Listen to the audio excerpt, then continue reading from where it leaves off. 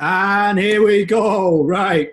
Welcome to another episode of Hangry, Caveman. And today we got Manny from Fight City Gym. How you doing, buddy? Yeah, I'm good. Thank you, Kevin. How are you? Not too bad. Things like this is keeping me busier. Yeah, You? yeah, like that's why I'm more than happy to get involved in this Yeah, because it's it uses up some time. But yeah, pretty pretty unique times for all of us right now. yeah, man. I mean, I can't imagine like the whole situation, everyone asking you questions what's going to happen with the gym and stuff like that. I mean, you must be getting bombarded with questions like that at the moment, right? Yeah, I mean the first couple of weeks, first week especially, was just hectic. It was manic. Not just members, just generally friends. Yeah. People you meet, just talking, asking what's happening, and what do you plan to do. But then obviously, yeah, concerns from our members across the two gyms. We've got like I think 1,500 1,500 members, and sort of regular drop-in members as well. So obviously communicating to them, Yeah. it was hectic. But we're in the same boat as everyone else, like just watching the briefings daily, trying to see what's going to be next. We're right to Yeah. say this is like the phase 2 of lockdown now. I mean, after last night's announcement, we're going to be locked down for another 3 weeks. Were Yeah. you expecting this? Yeah, it definitely was. I mean, when we got told gyms, pubs, clubs are all shutting down that Friday, I think during that week, Boris had just said he expects it to be 12 weeks before we see the turn. So straight away, I was thinking a minimum 12 weeks we'd be closed for. Yeah. But seeing how it's going, seeing what's going on in other countries and stuff, although I think there'll be a relaxation of some of the restrictions, maybe in 3 weeks' time. Yeah. It'll be minimal. And I don't think gyms will be in that relaxation, not for at least another couple of months. And my best guess would probably be around September. Wow. I mean, Yeah. there's going to be a lot of gym bunnies and gym rats out there dying to come back into the gym and start training, man. Yeah, I know. I'm the same. Like I've set myself up a little workouts, and we've got little bits of equipment at home. Yeah. I'm one of the I'm lucky. I've got like a 30-meter garden. Oh, nice. So yeah, I do go out for a run in the mornings, but that's just sort of like a warm up. But I'll do sprints in the garden, like walking lunges, shadow boxing. Yeah, just anything to work out. But I'm actually working out more now than when I was working like with the gym, because that just kept me busy with the travel there to and from. Now I normally work out an hour and a half to 2 hours a day. Right, because you mainly base at your Balham location, right? The one. Yeah, since Balham opened, majority of my time was taken there. Yeah. However, in the last sort of month, 2 months leading up to this whole lockdown, at Balham, we were starting to see the right numbers in. Our numbers had reached the sort of break-even point, which we needed. So I was starting to like spread my time a bit more between Worship Street and Balham. You probably noticed you'd see me a bit more working out at Worship Street. And this couldn't have happened at the worst time for you guys and at all. I mean, no, of course, with the Balham location, like I said, that we built a really good group of like members, community there, like settled into the community, because it is a residential area as well. So that was it was the worst time. Like BJJ was going strong, like our Muay Thai class is always busy, boxing, we were getting to the point where we're adding more classes. So like Saturday we've got added 2 boxing classes pretty much back to back with the sparring, just because they were so busy. The demand was so high. That's great, man. I mean, it's just happened at the wrong time. yeah, the worst time possible. But I mean, there's never a good time for it, is it? No, definitely not. But hey, But I mean, I see. I mean, yeah, go on. Sorry, what were you going to say? no, I'm just like you've got to find ways to deal with it, which sort of we've been trying to, just like everyone else. Yeah. I mean, like, how? By the way, how did you guys like start all this Fight City Gym? How did it all start, man? I mean, I know like a little bit of history behind it, but we don't know the full Yeah, story. yeah. So there's myself, Leon, and Ross, 3 founders. Basically, we started it with our own sort of life savings, you could say, at that point. Just yeah, those 2. Leon, coming from a fight background, personal trainer. I think he'd been at Virgin and a couple of other gyms, PT studios, but mainly his passion was Muay Thai. And then Ross, he came from a personal training background. I think he'd sort of played football at a young age and got injured, and then that moved him into personal training. And then Leon and Ross had worked together in Ross's PT studio in the city. And then I did, those 2 knew each other. I didn't even know them. I'd just been talking about it with a friend for maybe 6 months, 7 months previously, about starting a gym, because I had some money saved. My friend, you may know him, Ricky Manetta. I might know him when I see him. I'm sure I know. Yeah, he does. His MMA Krav Maga, that's his thing, but he's now got a gym as well in Fairlock. Basically, us 2 had been chatting for 6-7 months about opening our own place. The same concept exactly as Fight City. Mainly, my passion or reason for it came from having trained in a few places around London, East London, Essex, and since I sort of my late 20s. And one problem I always found with but they never had a gym on site. Last 5-10 seconds, something just broken down on the connection then. All right. Yeah, I would say my passion basically was like with these places that I trained at and tried out, the training was generally really good. The instructors were good. But the facilities usually were limited. Like you never had a gym on site. So you couldn't, I was going to Fitness First or Virgin or somewhere else to get my normal workout in. Then I was going 2 or 3 times a week somewhere else to get Muay Thai training or boxing training. And I just really weren't making use of any of them properly. And at the same time, a lot of like CrossFit was coming about. It was really big. So functional training, all of that stuff was getting huge. And that's the sort of training I enjoyed.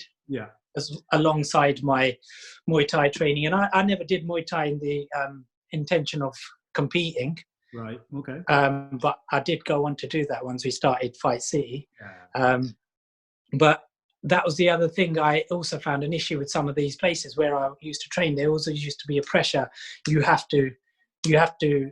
train because you're going to go and fight. You're going to do an inter-club. You're going to do this. And I never had any interest in it at that time because it was almost forced upon us.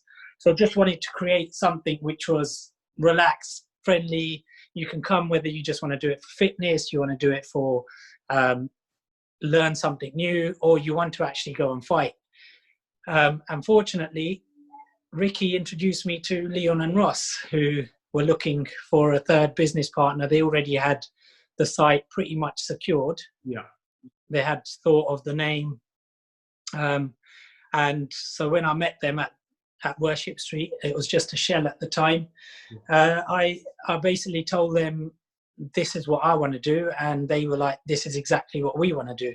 So we were like, straight away, there was no conflict. It was like, yeah, bang on. Let's right place, right people, right? Yeah, exactly. So there is luck involved with it. And at first I used to say I was very lucky. And then a lot of people have said to me, it's not luck. It's like you make your own luck, because you was already looking at doing something. You was already looking at properties. You was already making conversations with people. Hence why I started talking about it with Ricky. And then Ricky then obviously introduced me to these 2. Dream out into the universe, buddy. That's what happened. And exactly. Yeah. So, I mean, it was brilliant because we had the exact same plan. There was no friction in terms of, no, I want this, I want that, or we should have a bigger boxing ring, we should have more mat space, we should have more weights, because we just agreed like the space what we could create. And as you'll have seen, you joined quite early on as a member, didn't you? Yeah.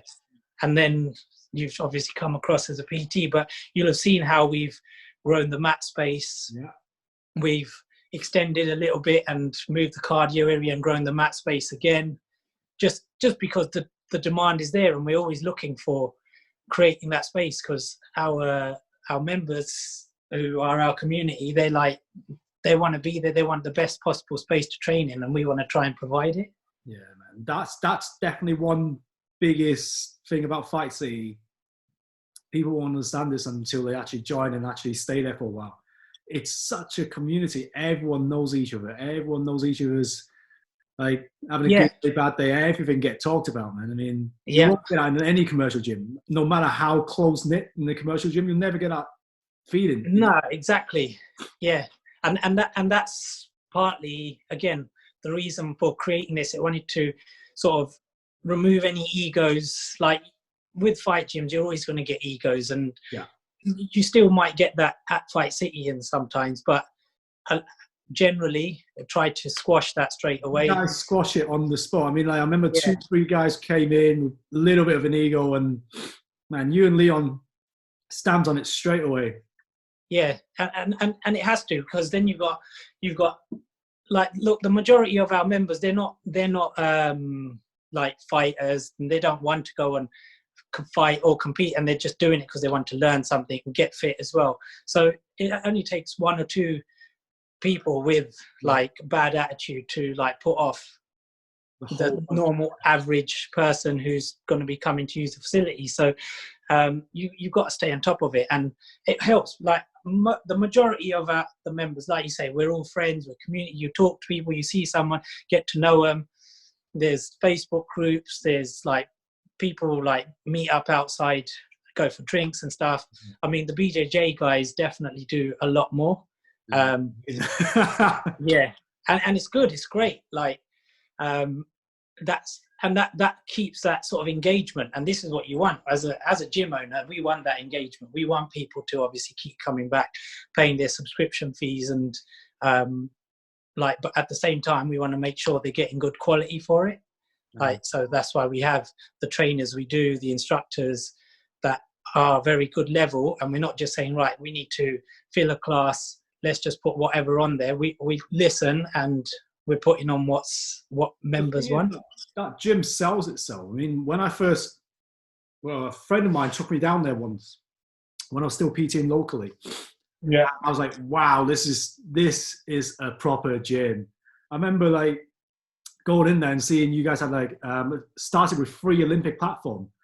Yeah, that was unheard of back then. I mean, and exactly. The open cage, the sledge track. It was like, wow, this is like amazing training facility right in the middle of the city. This just doesn't happen. And then like, well, I'm signing up there, and then that's it. And that when you guys initially opened. Exactly, and obviously with Leon Ross coming from a PT background, they knew what like works, like where the sort of industry was going as well. And so guys like you, any PT, anyone from the industry, anyone who was already into their training, like even members, they'd come in and go, wow, like, look, we've got 3 racks, 3 platforms. I think after about 6 months, a year or whatever, we added the 4th platform, just because that demand was there. And so people understood. Like, don't get me wrong, we get people come in who complete opposite, who didn't quite understand it, and they'd go, oh, you don't have a cross trainer, or you don't have this bit of kit, and we're like, you don't really need that. Like, that's just taking up space for for having you've got this whole track where you can do so much more than using a cross trainer. So obviously we've never been targeting those types of clients, but everyone who understands a small bit about training, they appreciated it. And you'll have seen now over the years, we've been open 7 years, just over now 7.5. Like most of the gyms, commercial gyms as well, like Fitness First, LA Fitness, Virgins, all of them, they're adding these functional training areas in. Slowly maneuvering into this strength conditioning style setup now. Yeah, exactly. And they're putting they've all got platforms. Yeah, I go to the local, used to every now and again on weekends, the Nuffield. And yeah, I'd never ever seen, and it'd been like 4 years since I'd been to another gym. And I'd noticed that they've got platforms as well now. And that was never seen in a commercial gym. Yeah, definitely. I mean, when I left commercial gyms, it was like, this will never happen. We will never get anything like that. It's just too dangerous to use. Like, oh, okay, fine, cool. Yeah. Gym around the corner who's just done it. Yeah. Yeah, I mean, I'm not sure if you know, but when you guys first started, I guess probably half the PTs that we're working with were members at Pipe City. Yeah. Well, that's what I mean. Like, so we used to have a lot of PTs who come in and go, wow, this is an amazing like training facility. So most of our members, well, not most, but a lot of our members were, like I say, PTs in other places. A great example is when Barry's opened up across the road. Like a lot of the instructors, they came and joined and started using our gym as well, just because the facilities were great. Definitely. I mean, it was like a PT heaven down there, PT's playground. Every single time we get a break or training hours, that's where we're going. Yeah. And that's the thing, like, we want to obviously maintain it. We want to keep moving with the times as well. So it's it's trying to understand what's a fad and not obviously just go with fads, but just make sure we've got the right the equipment in. And with us, obviously, the main area of focus is the martial arts and combat training. So the mat space is so important to us. It's like, how do we keep growing that? Because you'll have seen it, like BJJ, sometimes we can have 40 people in there. Like we've had the Wednesday no-gi evening, we had to split that up into two to try and accommodate, and it's worked really well. But we'd love to get more mat space. But at the same time, sometimes we can have like all 3 platforms taken, and then you need another platform, and there's people waiting. But I mean, like I said, it's a community, so most people, they will share a platform. They'll like jump in between each other. It's definitely, everyone's really friendly down there. Yeah. I mean, you even go into commercial gyms, just say any commercial gym, trying to share a platform on a busy hour during prime hours. Man, the caveman side, everyone's coming out with a caveman anger. Yeah.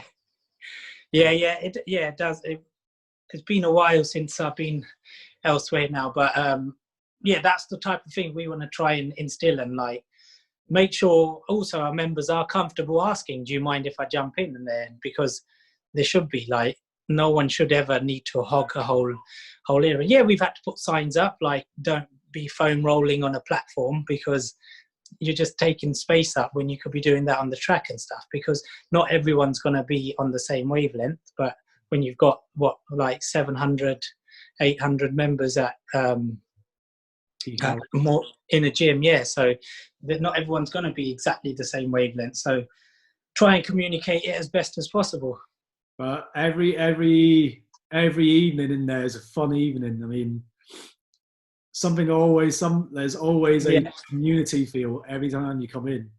Yeah, definitely. Like I, as you know, I had my son last summer, and probably so leading up to that, all the way through to almost like sort of mid-January, I hadn't been in the evening to Worship Street in the gym, and also because of always being at Balham.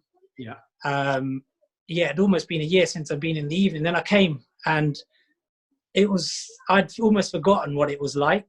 It was manic, like a lot of members, like seeing everyone again, it was great.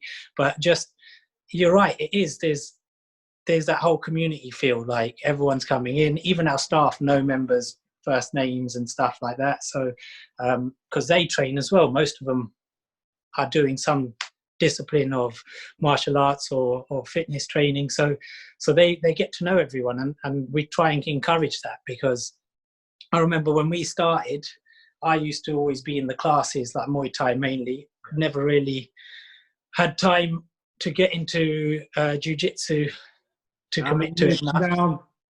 Hey? You need to come down and roll someday. No, I know, I did. I started trying to. So the 5 o'clock classes, I did maybe 2 or 3 weeks, and like you say to Sarah, Tommy, yep, I'm going to come. And then obviously that was just before the whole build started on Balam, and then time got taken on that.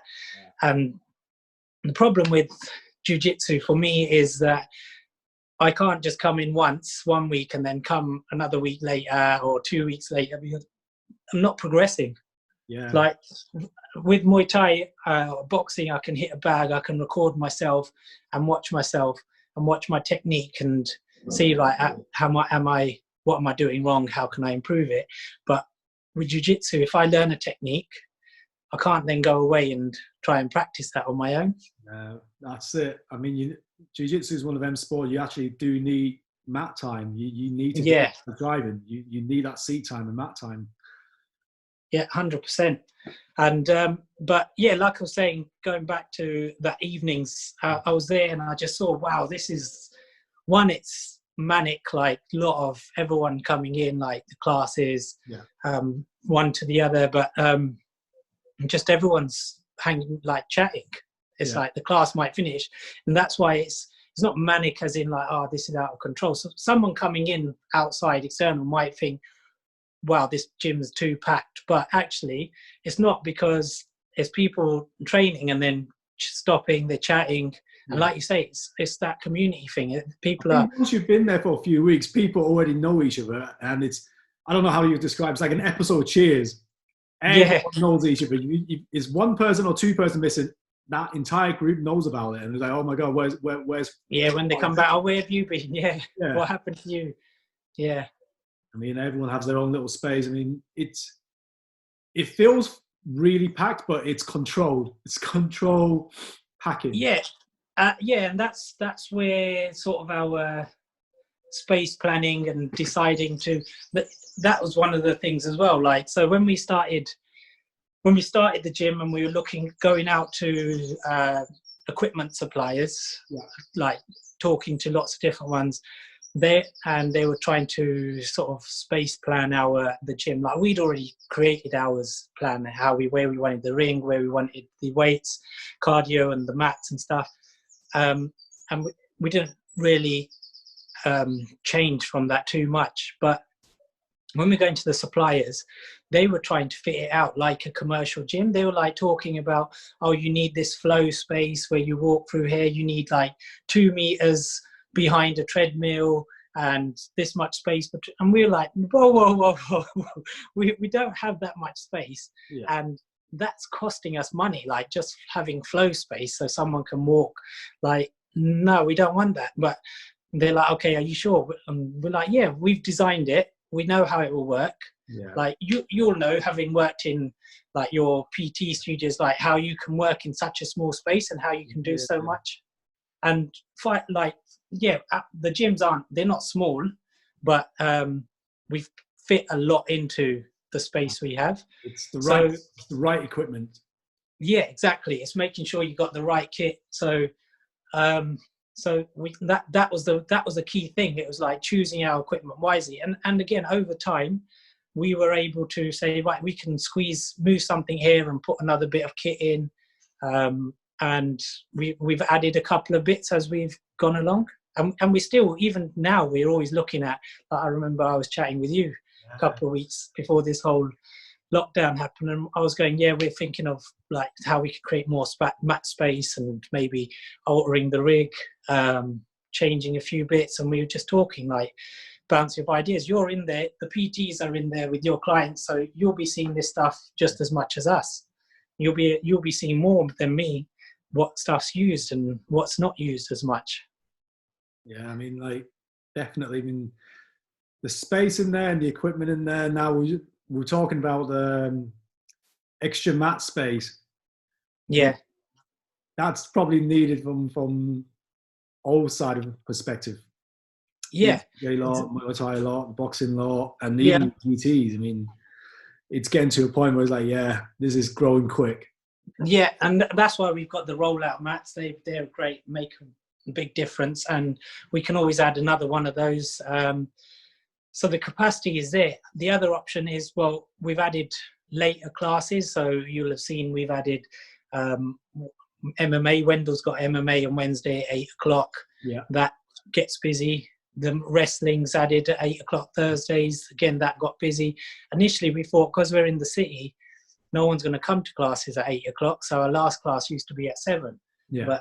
But Jimmy's beginner intermediate Muay Thai Monday 7:45, that gets packed, 22 people. So we know the demand's there. People are still around the city in the evenings. They will come and work out at that time. So why not put them on? Fridays, we never used to have a class on Friday evenings, and the jiu-jitsu Friday evenings, that's one of the busiest classes.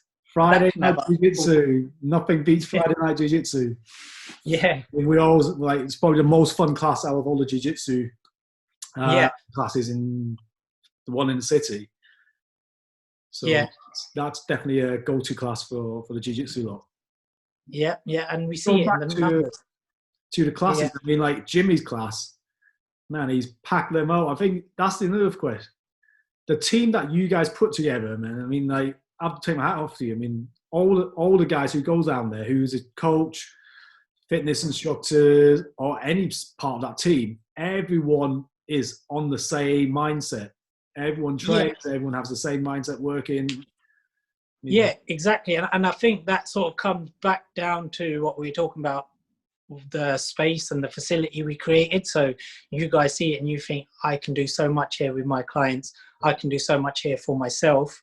And then you make use of that. So yeah, we've got you, Jason, Alex, strength and conditioning, Fabio, and then even Olga. She's got so much knowledge, and she's got her background again in boxing and also sport in Muay Thai now as well. Yeah. Now you've developed more with your BJJ side as well. So you're able to, you guys now, with having done some of the combat sports and martial arts, you can apply a lot of your knowledge, strength and conditioning to that specific sport. And that's where you develop. With Jimmy, again, like Jimmy came in, I think 5-6 months, not even that long, 4 months after we opened, and he contacted us. He was like, I'm just looking for a job just to help out something. And he was mainly doing he'd fought in MMA, and he was doing most of his training watching YouTube videos.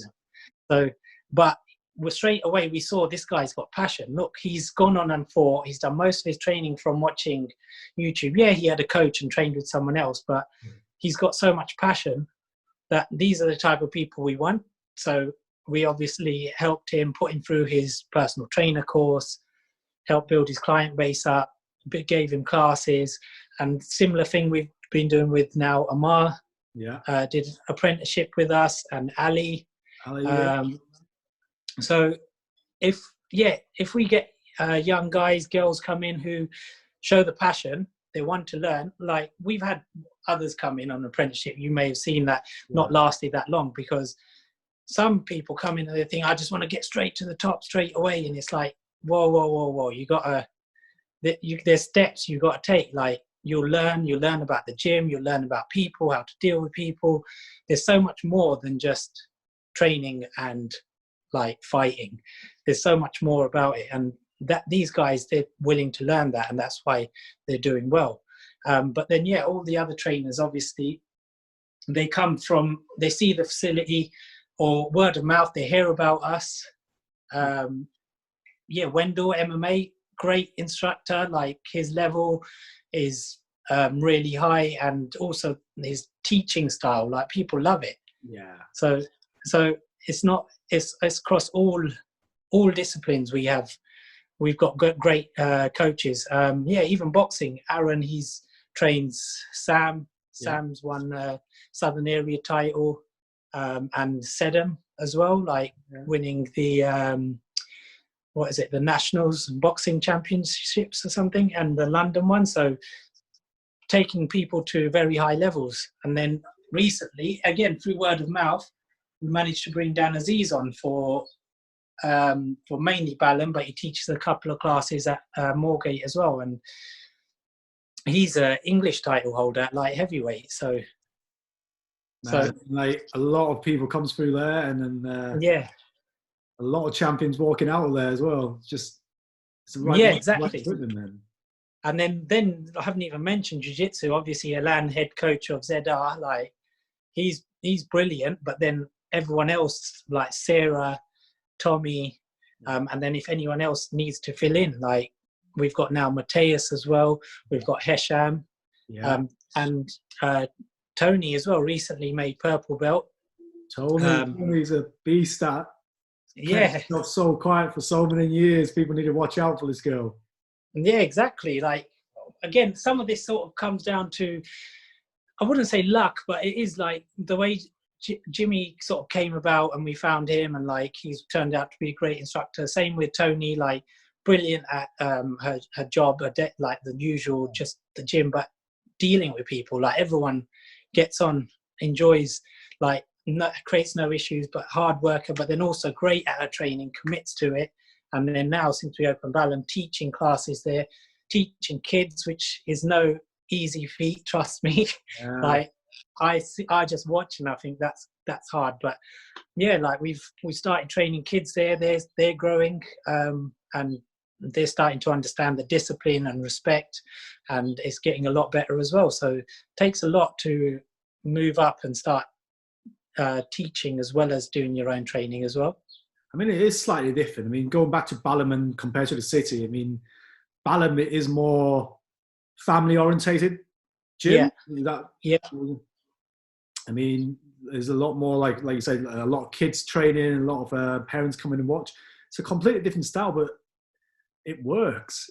Yeah, exactly. The level of training is no different. It's just, there is slightly different clientele. Like we still get city workers who live in Balham who come and work there. We get just like the whole end of the spectrum. But yeah, you're right. We get kids. We do kids training, so the parents are watching. But as a result of that, we've seen a few parents who would never have even considered doing any type of this training, who start doing Muay Thai, have started doing boxing, and it's great. Like I had one of our members. She was so happy when we joined. Like, and I remember talking with her a couple of about a month after we had opened, month two, and she was like, I never even would have thought I would be boxing, let alone I'm now researching online the best boxing gloves, like buying her own gloves and stuff, and just like absolutely loves it. And again, that comes down to, obviously, I know that, and you know, like this type of training, it is addictive. Once you get into it, you are into it. But it's not just that, it's also having the right trainers, coaches that make you want to go back and train with them again. Yeah, it's definitely the coaches. I mean, especially I think, right to say in Balham, I mean, you must have to cross around this wall of parents thinking Muay Thai and boxing and MMA and Jiu-Jitsu quite a violent sport compared to something, I don't know, maybe karate class or taekwondo classes that they used to see in sports hall. I think now, given a few months, they're starting to realise, oh, you know what? These classes and these guys here aren't typical meathead who just want to punch people in the head. I mean, they actually got something to teach and discipline. Learning. Yeah, exactly. Exactly. That's it. Like a lot of parents, like Leon teaches Muay Thai. They also to Leon, look, you discipline them. They're yours for that hour.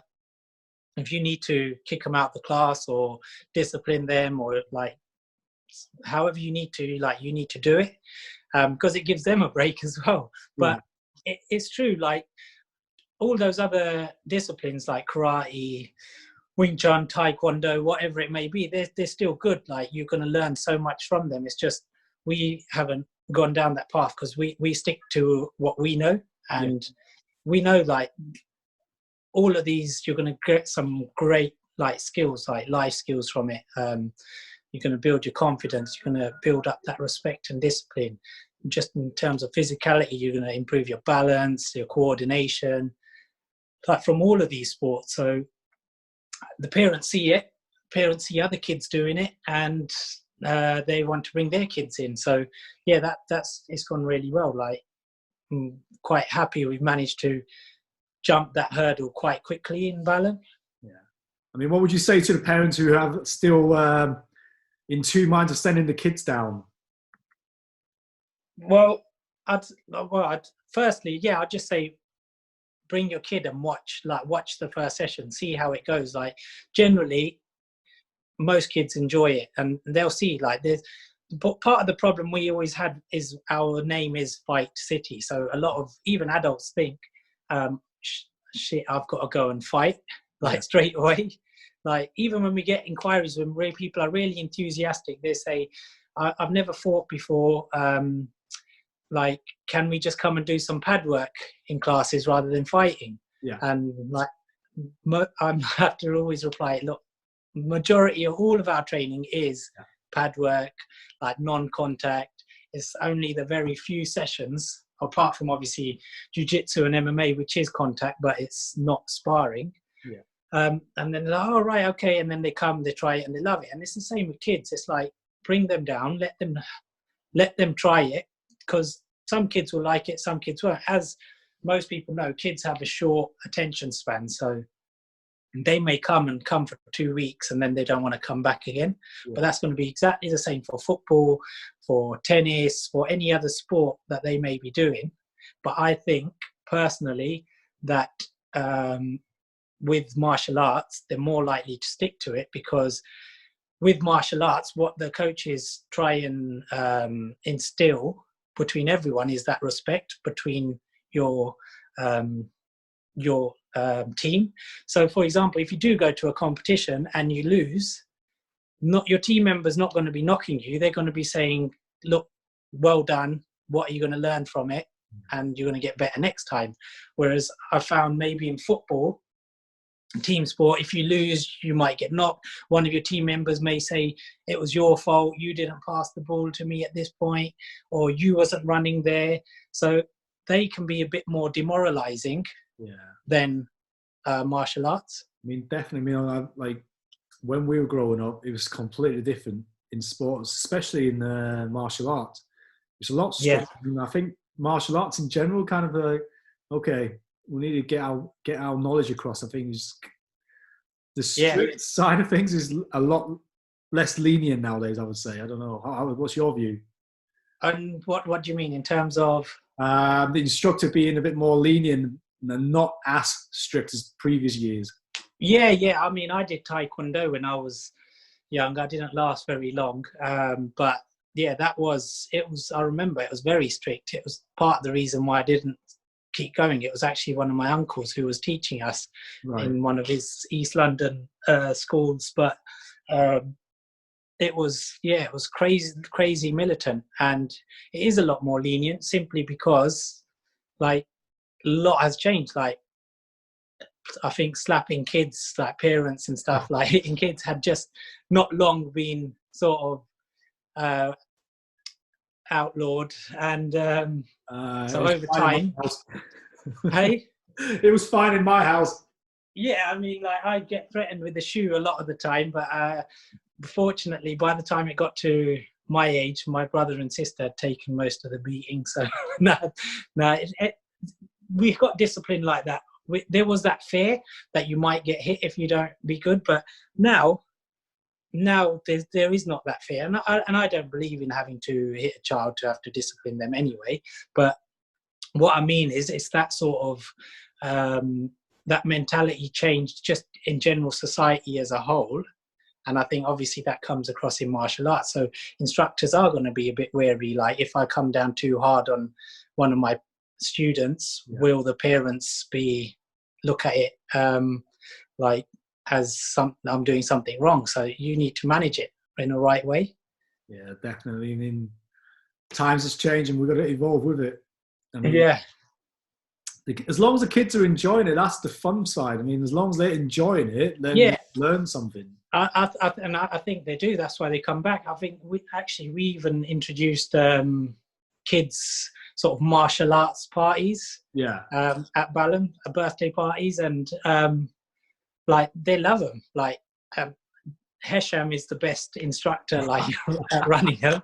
All of the kids seem to ask for Hesham. They're like, yeah, we want him teaching it. But we've had like 20 kids at a party. Like literally, it's an hour of doing random bits of training because most of the kids haven't been to classes. It's like all class friends, but one of them does come to them. So it's just like throwing punches, knees, maybe a bit of grappling, but all of them love it. They all go away like having had so much fun. Yeah, let's try and describe Hashim on here for those people who's going to be listening on podcasts. So would you agree with me if I said he's like the Algerian Rambo from the outside, but he's like the nicest guy you ever meet? And he's such a character, isn't he? 100%. Like such a nice guy. Obviously, like proper built, but then like into his martial arts, fought Muay Thai a few times. From Muay Thai, has gone on to BJJ. Developed, raised through to purple belt. Teaching it, his teaching style is great as well. Like the adults love him. Like he covers Muay Thai. Teaches that has a permanent BJJ class, and then was meant to be also going on to fight MMA in April, but obviously that would have been cancelled. But that's it. I mean, most of the guys you will meet in martial arts are generally nice people. Like, there's the odd few, obviously, like when you watch UFC or boxing, sometimes there's all this trash talking, but generally they're nice because like I'm saying, for them people in the know, a lot of the trash talking it's for ticket sales. It's all for ticket sales. It's to build up, like get people wanting to watch, like, oh look, he said this to him, is he going to beat him now? I'm going to pay for my pay-per-view to watch it, to see if it happens. That's what it's pretty much all about. But generally they're all like bombs on seats. Yeah, exactly. I mean, and it works. Yeah, it does work. I mean, we see some guys who come in who fight high level, and we see them come into the gym. They are the nicest guy in the world when they come into a gym and train. But on what do you call it, on TVs, on YouTube, they come across absolute.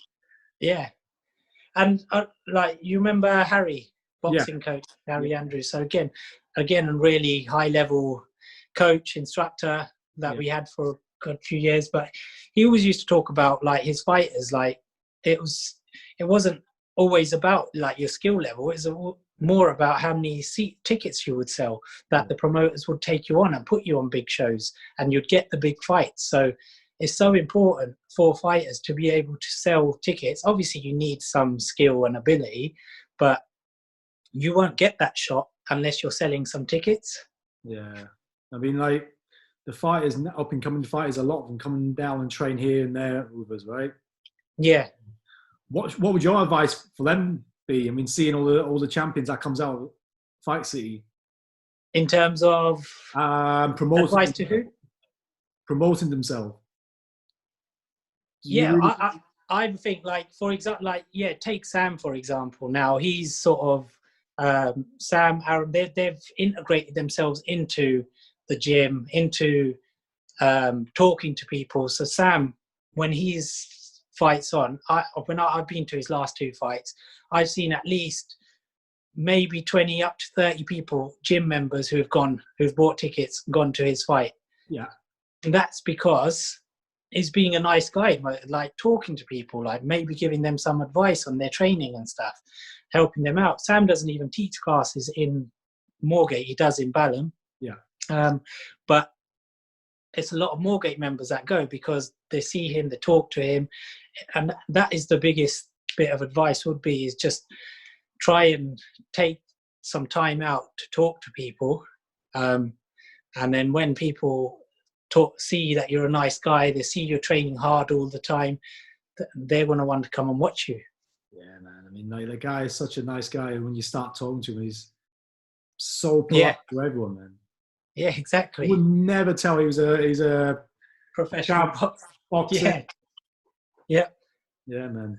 I mean, the other thing is, I want to ask you, a lot of people have been asking as well, how is the gym all the fitness industry going to get through this COVID-19? I mean, have you guys got any advice? Yeah. So, well, it's going to be a struggle for a lot. It's going to be a struggle. I mean, obviously the government's done a lot of put together a lot of support packages. Yeah. Some which help smaller sort of clubs, some which help bigger clubs. There's different range of stuff. So, like the business rates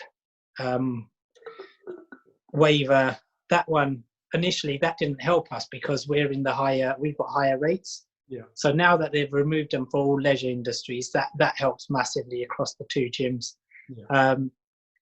But then we can't get I think it's 10 or 25k grants that a lot of small clubs can get, which will help them massively. We can't get that because our rateable value is too high. Yeah. That will help clubs. It's all going to come down to two things. One, how long this lockdown lasts as a full lockdown. And then two, once the lockdown has been lifted, what sort of other restrictions are in place? So my feeling, like I'm saying, I think it may be September. If it does lift in September, how many people in the city, for example, how many businesses, banks, other industries are going to say to their employees, come back to the offices now that the restrictions have been lifted? A lot of them, like my background is in banking and finance, so I've worked in offices and I've seen the way that they were always trying, while I was there, to try and create flexible working, to try and get staff to work from home a bit more, to fit in with their life as well, for mental health benefits. And also, the main thing is so that they could bring their infrastructure costs down, their property costs. But it was always a struggle because in each division, in each department, you maybe have head ofs or managers who didn't quite agree with it. Yeah. And felt they needed their team to be there, and then they weren't so keen, so staff didn't do it as much. But now it's been forced on everyone. So when these restrictions are lifted, companies are going to be saying, if it's working well, let's keep it working like that, because they'll be looking at long term. They can reduce their office costs. Like I remember when I was working in banking, like even up till last 2 years ago, they create, so the office space, there was a team of 20, you got a permanent desks of 12 desks. Yeah. Because they expected at least 8 of you to either be in a different office, meetings, or working from home. So I can see that changing now to be even smaller. So that's where my other concern is. So number one is how long the lockdown lasts. And then number two is how many people actually come back into the city that can come back to our gym, or like come back and carry on their personal training. That may go on longer, or it might be that they're only in for 3 days a week. So then they might be like, well, I don't want to keep paying a gym membership, but I can only come three days a week to the gym. So that's the bigger concern, I feel. Us personally as a gym, I'm quite confident we can get through this. Like you may have seen, we were looking to do crowdfunding late last year, earlier this year. And we didn't go down that route. We were able to secure some private funding from individual investors, some members as well, which has put us in a very good position financially. However, that was meant to be to open a third location. Yeah. And obviously we'd expect that not to happen now, because we moved from expansion mode to survival mode. Yeah. So then it's going to come down to how much can landlords help out, because our rents are huge. We're in the city of London. Balham's not cheap either. And if our landlords expect us to keep paying our rent through this, it's going to be really hard. Like I said, we'll be able to get through it because we've got that funding in place. But that only goes so long. Like if we reopen in September or August and we're running at a loss, how long can you keep running at a loss for? And every business is going to be unique. We've got loans because we took on loans to open up Balham, so we've got to obviously keep paying them. And I actually called one of the lenders and asked them, can we defer these payments? And they said, yeah, fine, we want to help our customers, however it's going to go on your credit record as a missed payment. So it's like, well, we'd rather not have that because that's going to affect us down the line. So we got to keep paying it. But yeah, I can see like gyms that don't have the money in place, that where landlords aren't going to be willing to budge. And it's not the landlord's fault completely. Like, it depends. If they're a institutional corporation landlord, they probably can afford to make give you a 3-month, 4-month rent free. But if it's a private landlord or a business which is also impacted by this, they may not be able to afford to. But then they've also got to look at it from the other end, that once this is all over, if they force us to pay rent and we go bust, not us, but a business goes bust and they move out, who's going to come in and take that property in the current climate? Probably no one. And at the rates that we're paying, probably no one. So they also have to help out in this scenario. So yeah, I think it's, like everyone knows, it's going to be a struggle. We've been quite lucky. We've got quite a loyal member base. Some of our members have agreed to keep on paying through this because they're not really affected in terms of financially. They're still working. They're working from home. And we've said to them, look, we'll repay you guys somehow when we reopen, whether that's through like merchandise, like we're looking at creating some limited edition merchandise for these guys. We'll put on seminars, workshops to help with their training. And then we've got the large chunk of our member base. However, what we've done is we've said, look, if you keep paying 50% now, and then if we stay closed for 4 months, and then you pay 50% when we reopen. So then for 4 months, that way you don't lose out, and it maintains some cash flow for us as well. I mean, that's good. I mean, I know you guys, as in Fight City, has a really loyal members. I mean, even from my perspective, I'm like, all right, thanks guys. I mean, whoever's supporting Fight City right now, because when this is over, I mean, I'll be back there, and hopefully everyone else will be back there and trying to make sense of what just happened and get back to normality as fast as we can.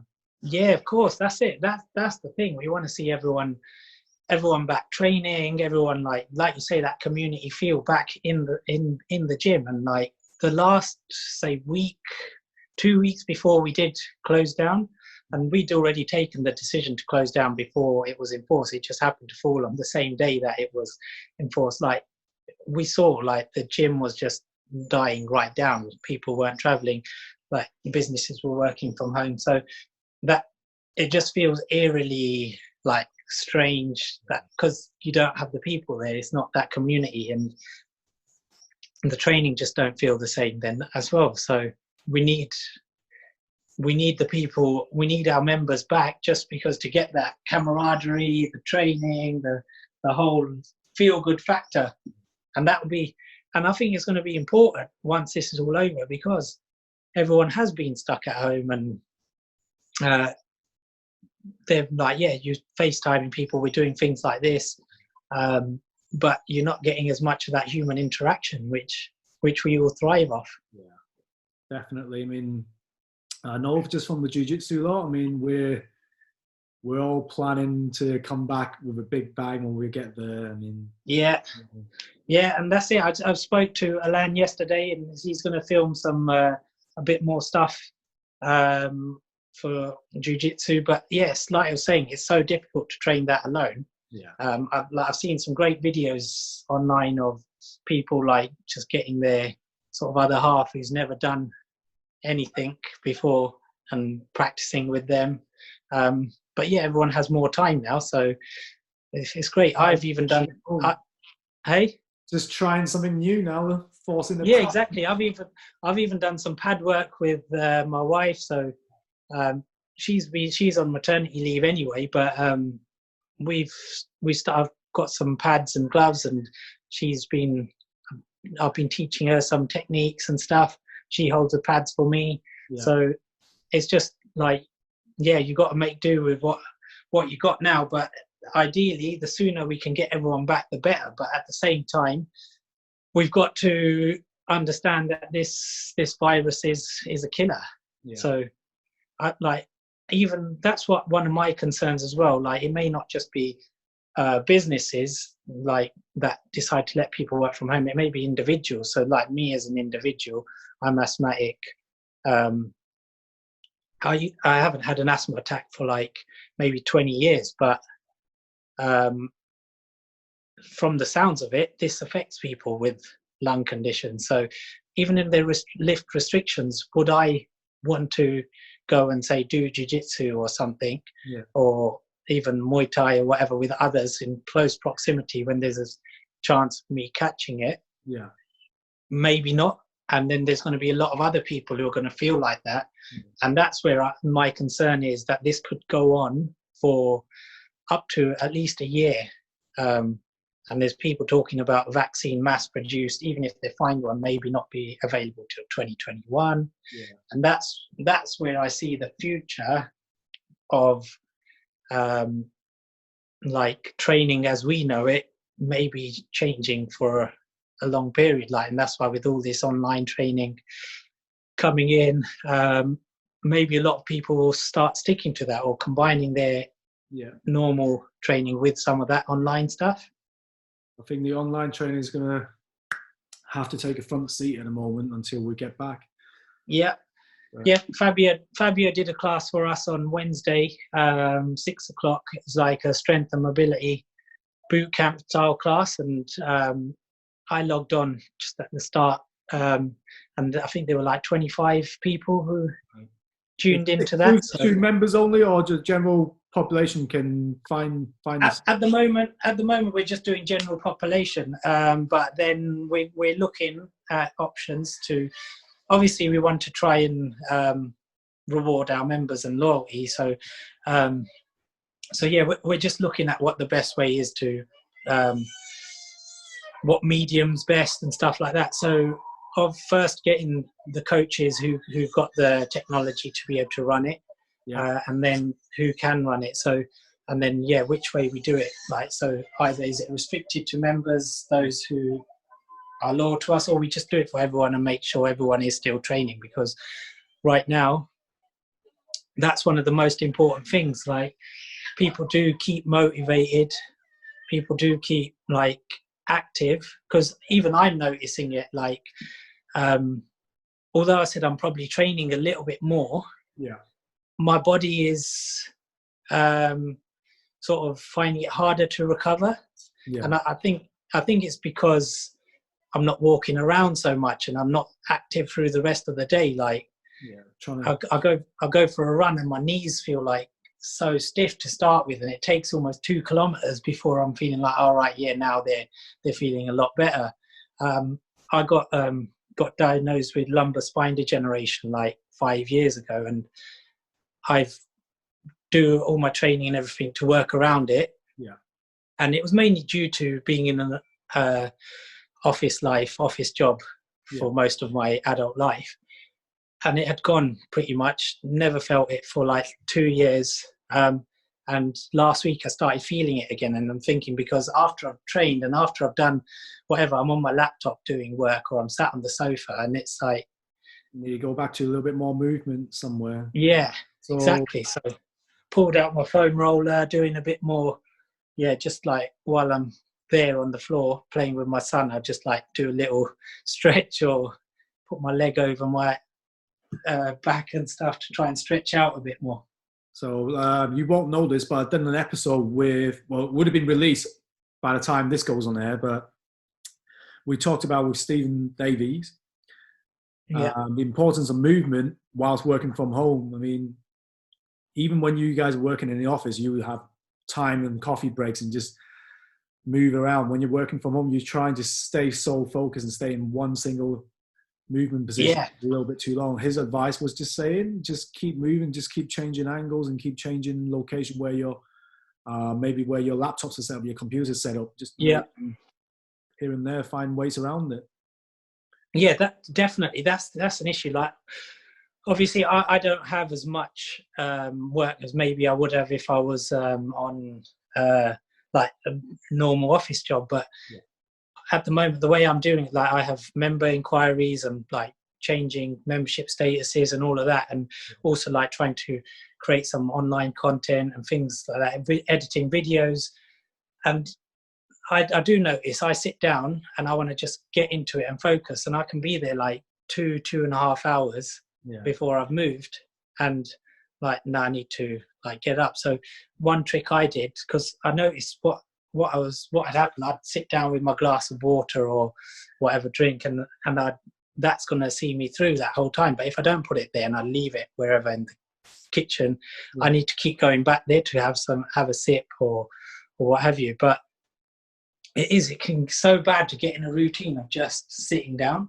Yeah. And then the worst one is like losing motivation, because you're waking up, it's the same thing again. Like mine and my wife's routine is pretty much similar anyway, because it revolves around our son, who's just turned 8 months. So his waking time, his feeding times, his bath times, his putting to bed time. So that doesn't change 7 days a week. So generally we work around that. But in between that, I used to go to work. We used to be able to go out for dinner. We used to go see family. Obviously all of that's gone. And now it's literally, you might go to the garden, you might go to the lounge, or then you're in the sort of kitchen dine a bit, but then it's like you're limited, and it's just a repeat. It is one of them things. I mean, you're waking up at the same time, doing the same routine every day at the moment. First week was off, but second week, you're like, actually, I need to get myself into routine. By the third week, I need to get myself out of this routine now. Yeah, exactly. That's exactly it. So that's what happened with us. First week, I was busy, like obviously, like all the questions, everyone saying what's going on, either cancellations and freezer requests and all of that, dealing with all of that, communicating. That first weekend just sort of had a bit of a lull, and then Monday, Tuesday, it rolled into that, like just not wanting to get out of bed. Then we were like, we need to set a plan, not just for ourselves, but also for our son, Nate, to be like, right, let's do things to keep him interacting, like buy some bubbles or whatever things, different things which he maybe would do outside. So we did that, and then that plan became too much, because we're like, right now we need to do different things. So you just got to keep changing, like maybe changing your routine once a week or something. Yeah, man. I mean, like, it's one of them situations now. We just have to find our own way around this. Extra 4 weeks. Phase 2. Yeah, like we FaceTime with grandparents and parents and stuff every day, family. It's just like we talk to our neighbours.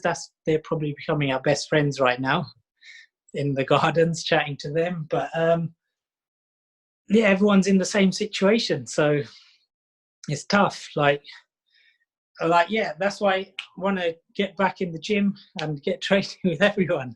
Yeah, man, definitely. I mean, the other thing is, we always talk about on this show things we're missing from outside world during this lockdown. I mean, food. Is any food you're missing at the moment?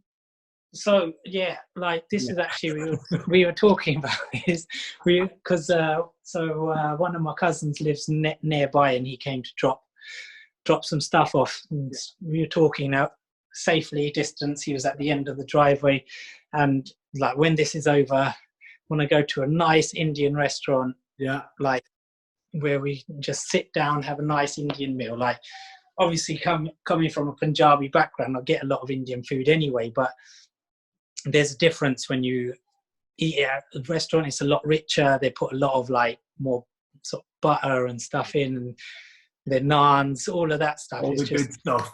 Yeah, the dal makhani and all that is so so good. Like that's what we were just actually chatting about the other day. That would be one of the first things. Where is this restaurant then? Have you got one in mind already? There's a couple. There's one local to me in East London in Gants Hill called Caraway. Okay. They do some amazing food. We've had their takeaway. We would check to see if they were still doing takeaway. They were.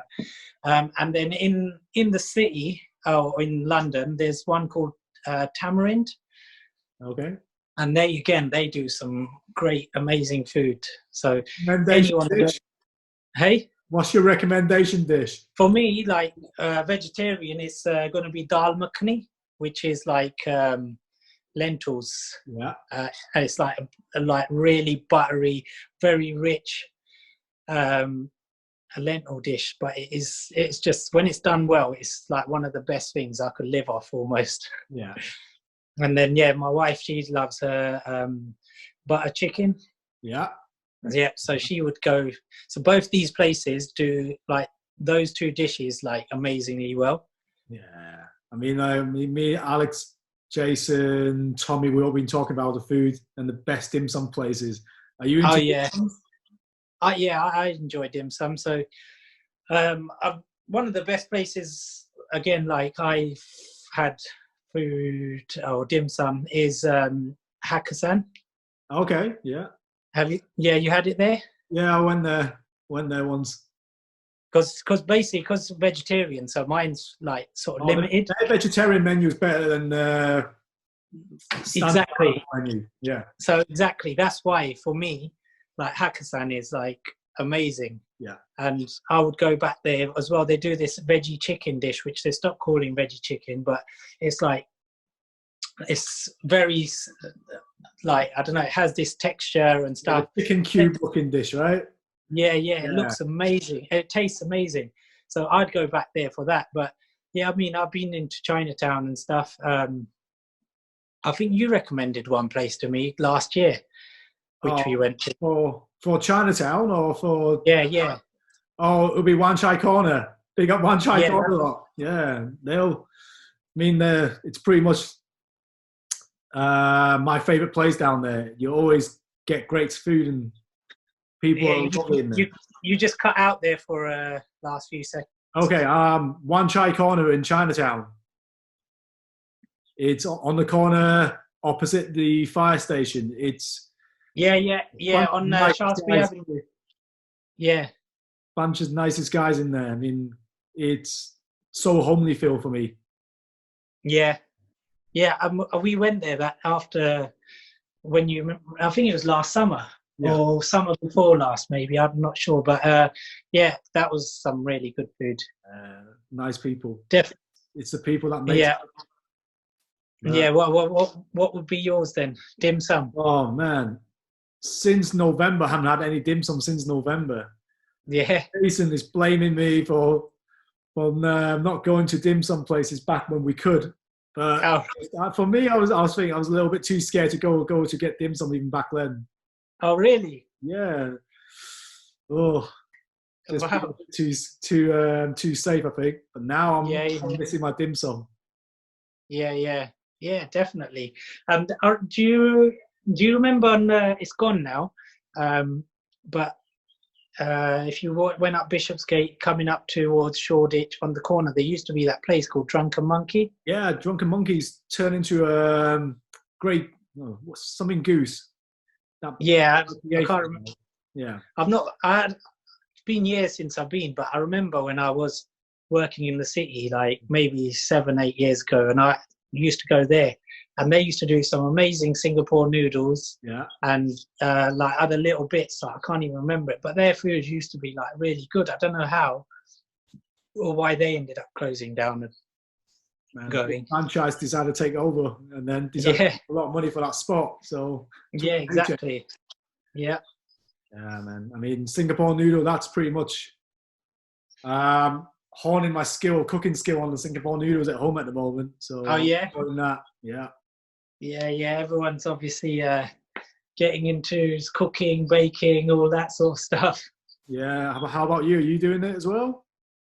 Nothing new. I've just been doing I'm generally do most of the cooking at home anyway, so mine's generally been much of the same. But the only difference is now Nate started eating, or a couple of months ago, we're trying to find ways of making him food, which is very similar to ours, so that when he does start eating like salt and basically the same as ours, he won't find it a big adjustment. So that's one of the things I've been doing, more like making baby meals, but trying to make them delicious.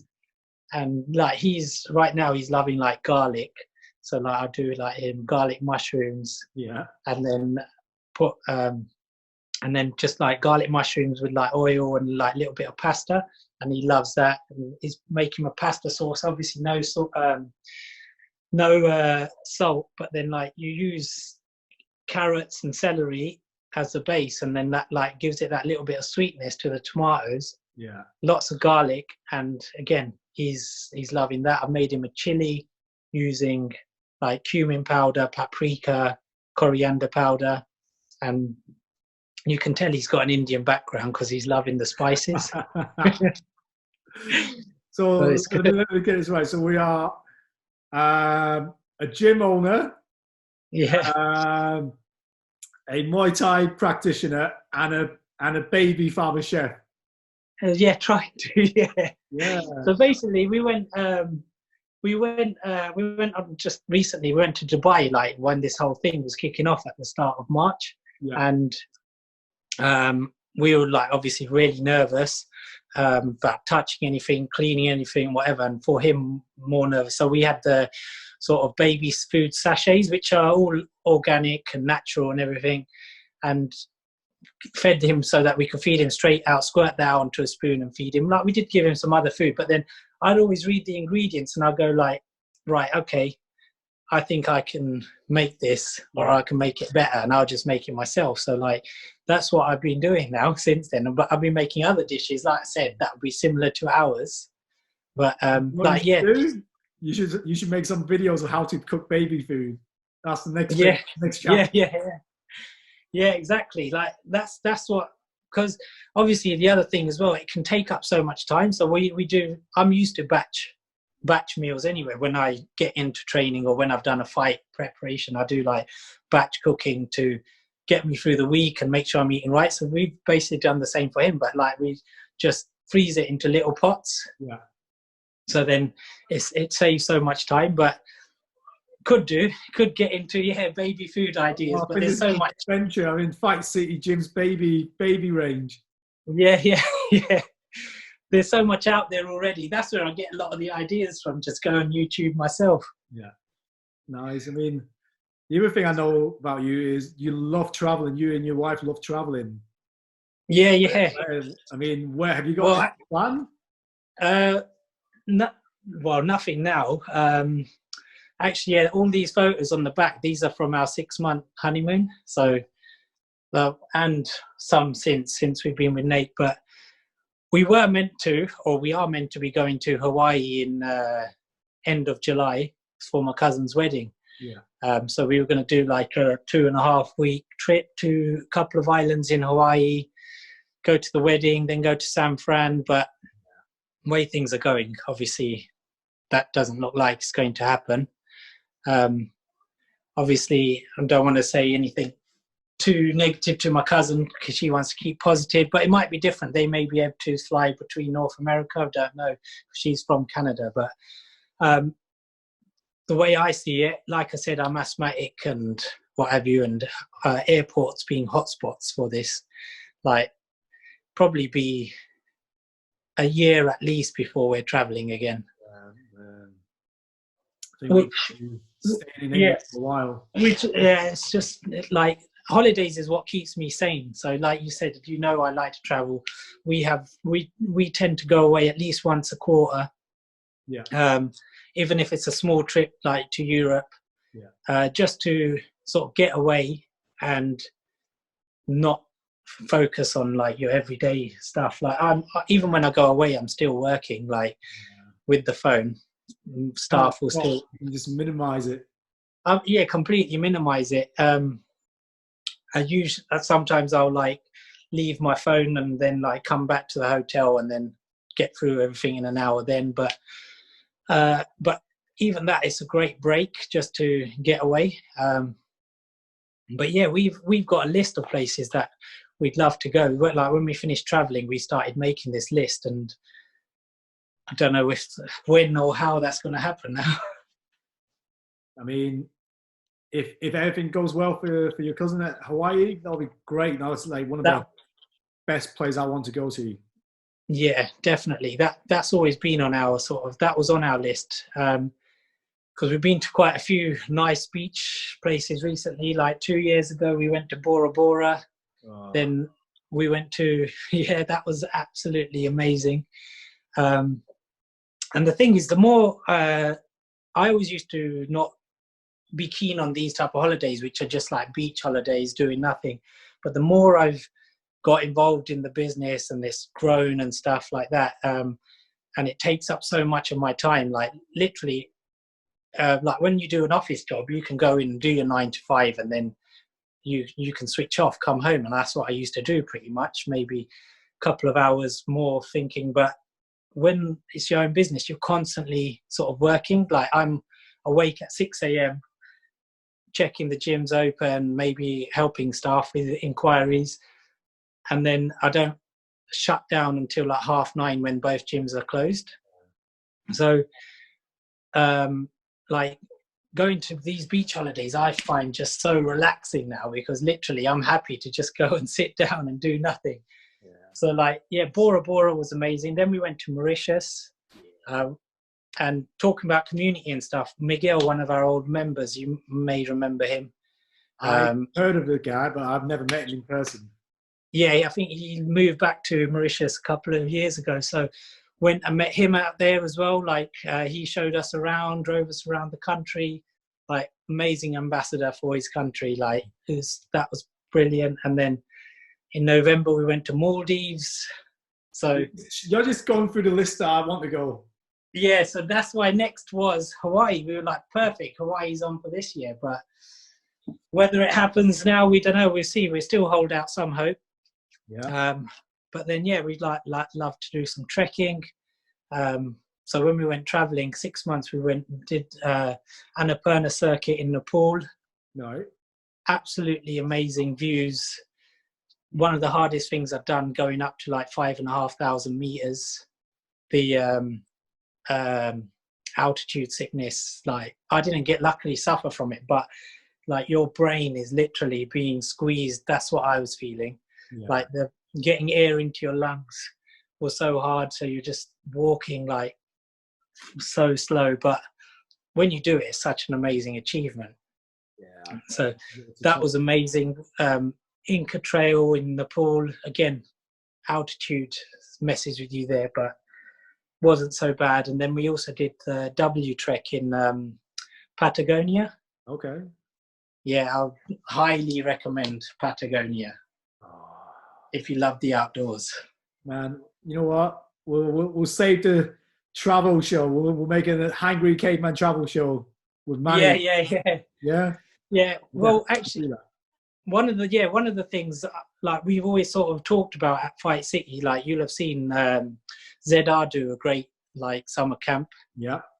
So me and Leon actually went to Thailand. I think it was like 4 years ago. Yeah, 4 or 5 years ago.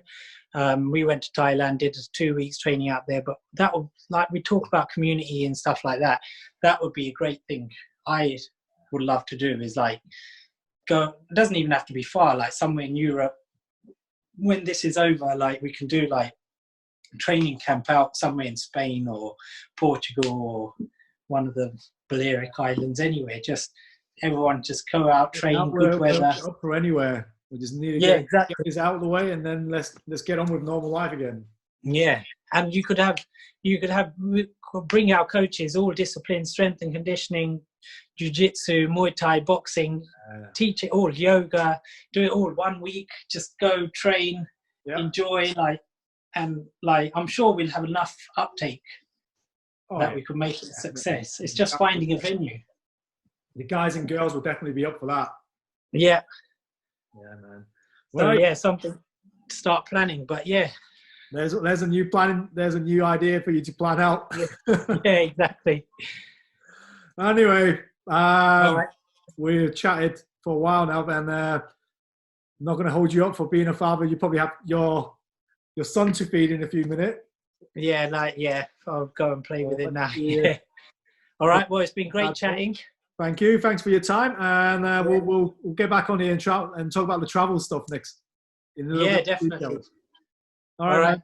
Yeah. Cool. Cheers, Kevin. Thank you very All much. right. Bye. Bye.